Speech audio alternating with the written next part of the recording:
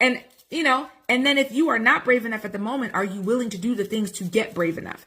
Because the thing is, right, being afraid to do a new thing, that's rational. That's not irrational. Be nervous about doing a new thing. It's totally fine. The thing is, this is when you have to employ your courage, right? So even if it feels challenging to request a different type of assignment or a different location of your office or a different way that you work, whether you're asking for remote or hybrid or some sort of thing, maybe you are the one that is proposing something that your company has never thought of. Again, go listen to Uncultured Podcast. Maybe you're proposing something that the company has never thought of, but that doesn't mean that it's an automatic no. And fear will mess you up and have you thinking, oh, well, they're going to say no because nobody else has ever done it.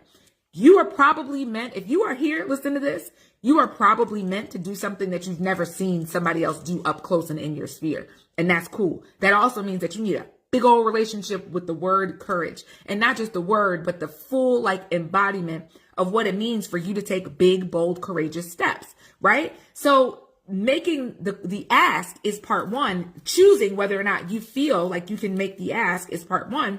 And then the other part is choosing to be so valuable in the space where you are in that they can't tell you no. Third choice, if in fact you muster the courage to ask the question, you feel like you are already as valuable as you can. If they hit you with the no, choice. Can I muster the courage to find another way to have transportable income? Doesn't mean you have to go be an entrepreneur. That's not a thing. Entrepreneurship is not required to live in another country part of the year. What is required is courageous choices and actionable ones, right? So I went on TV a couple months ago, and I was talking about my 3-step framework for changing your life. And this is really it. The 3 steps are all leading up to the choices, right? So the first step is evaluation.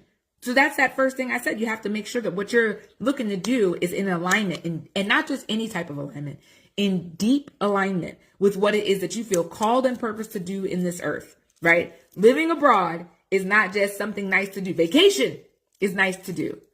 Picking up your life and moving someplace, you never know. God could really be looking to use you in a new location for part of the year. And that partial occupation is plenty to have the effect that you need to have. But we lose sight of our opportunity to be impactful and effective in this world and to be on assignment when we're not really considering if this feels like a God ordained divine nudging and divine knowing of a place where you're just meant to be. So when people ask me all the time, why Barbados? I'm like, I don't know. This feels like the place I'm supposed to be. Because when I got there, it literally just felt like home.